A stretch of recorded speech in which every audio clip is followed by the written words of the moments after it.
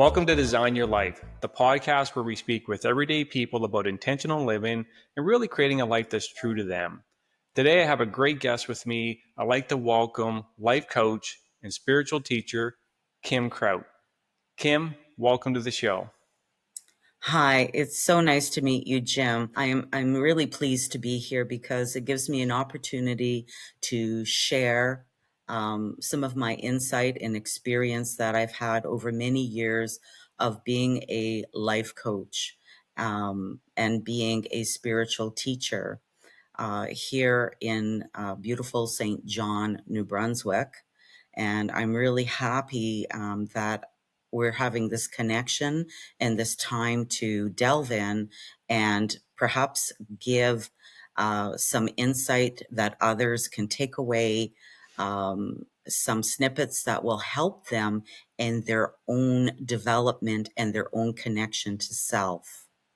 Absolutely, and I'm super excited. I mean, we just had a great discussion, you and I, kind of prior to this show, and I'm actually looking forward to the insights that you can share, and I think people will really take a lot away from this. Would you mind sharing a little bit about your background before we jump into the first and only question, I think, for this one? But yeah, would you mind sharing a little bit about yourself? Well, I am retired now, and I am happy to be just being a grandmother, mother, and just sharing my wealth of information and experiences with my family. But my background has been primarily in the hotel motel industry, where I was an owner operator for many years. But when I first finished my education, I also worked in social services in the field. And once I got married, it was when I started working with my husband in the motel hotel industry, which was great because when you're with people all the time and you're seeing all kinds of people coming and going all the time, I've always used my intuitive ability to know whether or not I was going to be able to have this person as a guest without any difficulties. Or if I felt right away there's going to be a problem, I would be like, no, and not take them because being, that you don't want to have problems and you don't want to have difficulties. So I always use my intuition to guide me and to help me in knowing whether or not a situation was going to be good or bad. And, it's funny because I've always listened to that voice inside of me. And when something didn't feel right, I would feel this heaviness and I would be feeling this negativity and this dread. And as soon as I'd feel that, I would listen to that voice that said that, and I would be like, no, this is not going to be a good choice to have these people stay because something was going to happen. So I learned how to anticipate situations even before they happened. As crazy as it sounds, I sometimes went counter to that and I would find out that holy moly, they would have 50 people show up and decide to have a party in a little room. And that was just not going to work for me. No, and I like how you brought up intuition, and I really hope we get to lean into that because I think what a lot of people need help with is learning how to read their intuition, their inner voice. And yeah, I think that's important because a lot of us, there's just so much noise out there and so much internal noise and external, right? So hopefully we can dive into that. But let's open it right up first with what does designing your life mean to you personally? Well, I believe that designing your life means listening to who you are. A lot of people get lost in the shuffle of being Mhm. told who you are. Even from the time you're a child, you're being told to do things in a certain way, and you lose that authenticity of self. A lot of kids, as you notice, they're silly and they look at things and it's playful, and we're constantly trying to direct them to be something else, when really, in fact, we should encourage them to be who they are rather than the other way around. I do believe that we are getting better as a society in recognizing that children should be heard. I Uh-huh. grew up in a generation where children were to be seen but not heard. Right. And I was always told to be quiet when I wanted to ask questions and I wanted to find out about things. You always are being directed and told to be something else. And a lot of people, when they finish their high school, they're so confused because the things that they like to do, their parents have maybe told them, don't do that because you won't make any money at it, or don't do that because it isn't going to give you a good living, or you're not going to be happy doing that. You're always being judged. Right. So if we take the judgment out and we listen to our own voice inside and what makes us happy, what lights us up, what brings us passion, what brings us joy. What if we were to do that instead of being told that you should do this or you should do that? Yeah, What and if we would just allow ourselves to follow our own happiness?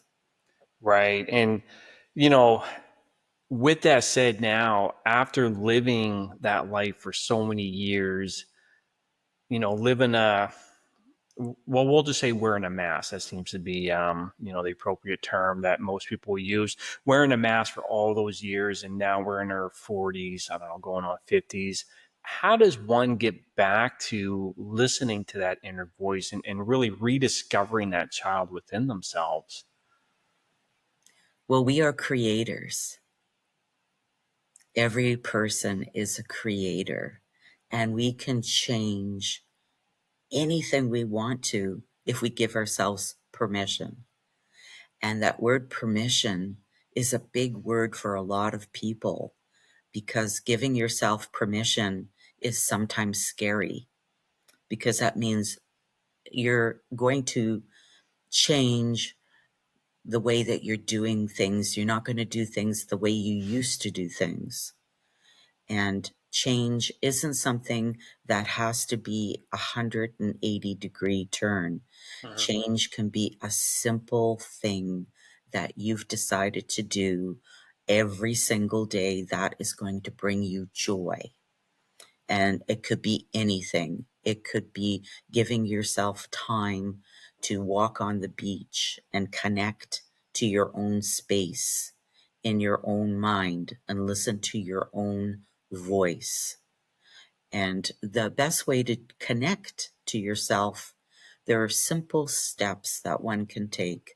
You can go into the forest, go to the beach, go to a quiet place, go to the library, find your spot. It Right. could be even being at home and listening to relaxing music or taking a bubble bath. It could be anything that you deem as your own personal space to connect to yourself.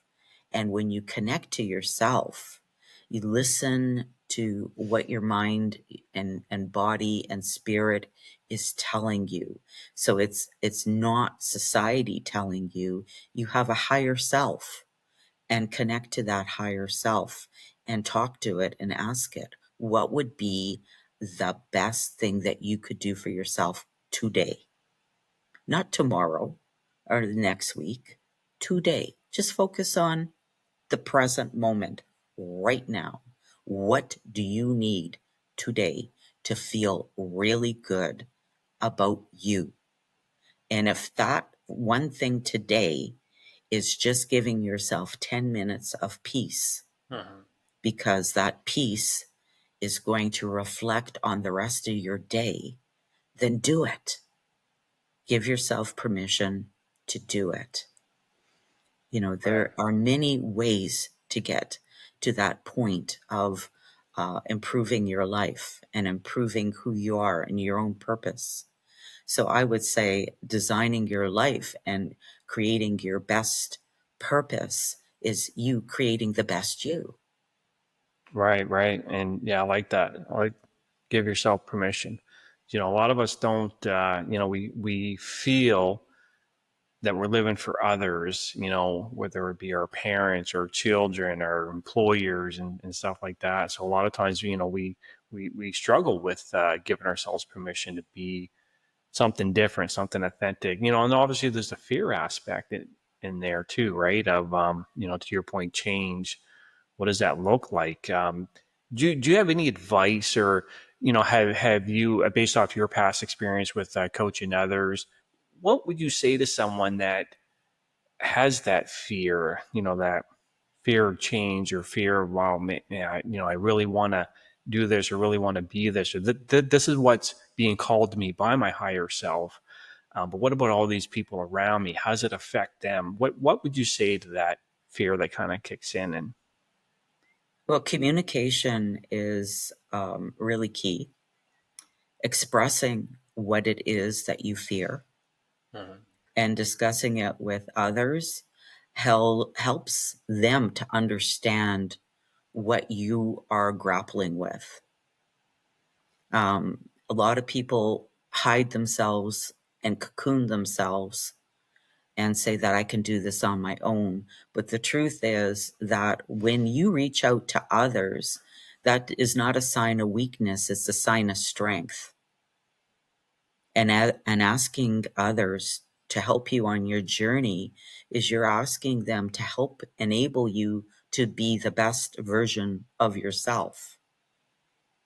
And it makes you more connected to the people that surround you, your family, your friends.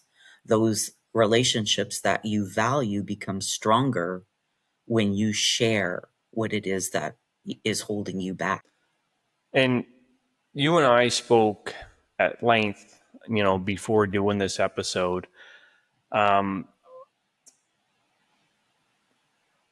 and you mentioned something, important, because for me, I did an episode recently on purpose, kind of how I struggled with understanding what my purpose was. I really started questioning whether or not, I had a purpose, or do I need a purpose? And it wasn't until I stopped searching for it, that I feel I'm starting to kind of live my purpose. And you and I had this conversation. You were mentioning how we're all brought into this world, into this universe with a purpose. Would you mind sharing your thoughts on purpose, just for those out there that that are really struggling to find out who they are authentically?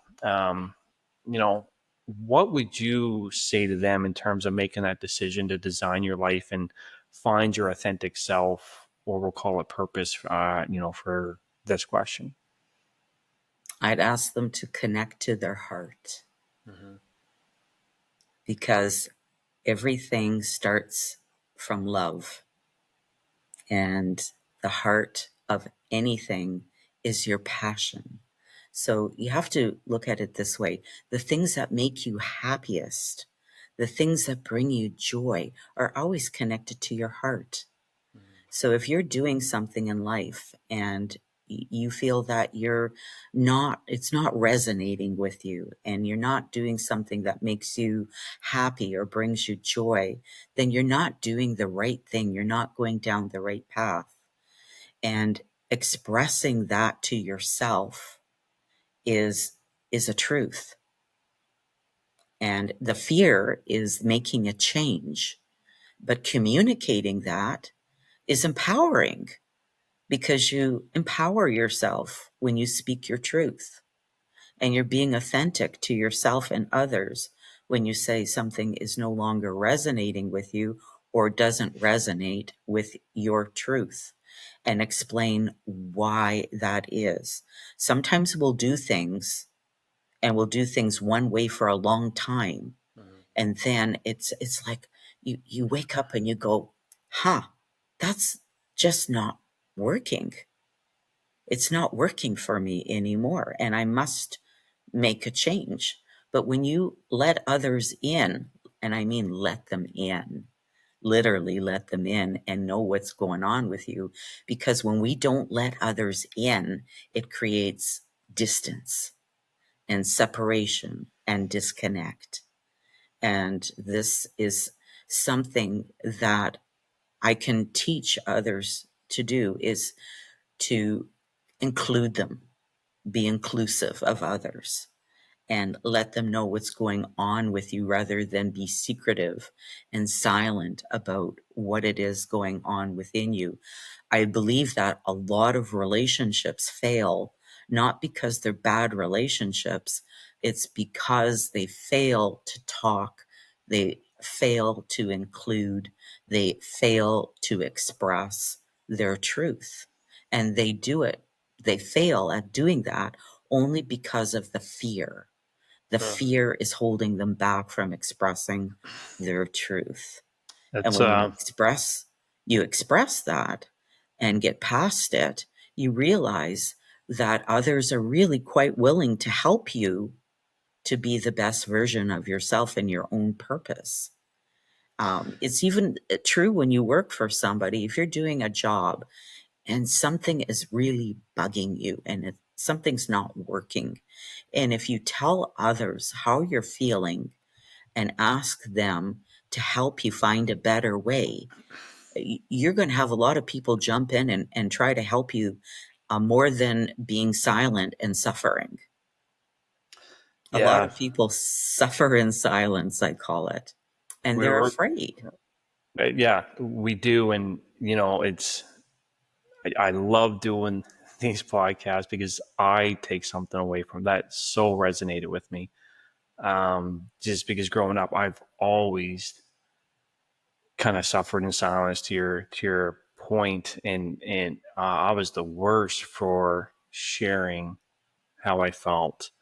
Whether or not it's just I didn't want to be vulnerable or whatever the case, but I always felt like I had to deal with everything on my own. In fact, I literally just did a tarot reading last night. I do my own, and one of the things that keeps coming up is the Six of Swords, and it comes up constantly in a lot of my readings, which is being able to ask for help, seek help when it comes, take it, and I still struggle with it today. In terms of, I don't know, maybe subconsciously that's why I love doing these podcasts. It's my way of kind of reaching out, connecting with people, because I've always struggled with that. So I thank you for sharing that because that one really hits home for me personally. That makes me think of the next thing, which is probably, if you have that showing up, it's probably asking you to change your narrative. Mm. Yeah. Yeah, because we are our own worst enemy. We tell ourselves stories to keep us spiraling in certain behaviors that aren't in our best interest. Right. Right. Um, you mentioned earlier too, just about the mental process of change, and you know, kind of one of the most important first steps is really just being aware and sitting with that awareness, and then also kind of it takes time. Would you share a little bit more about that, and in terms of designing your life true to you, and what is that first important step Well, for someone out there listening? in every age, there, I call it, in every age that we are, there's a stage Hmm. from the time that we're born to the time that we die. But one thing I've noticed that has been constant in that word change is, first, you want to take stock of your own your choices that you make.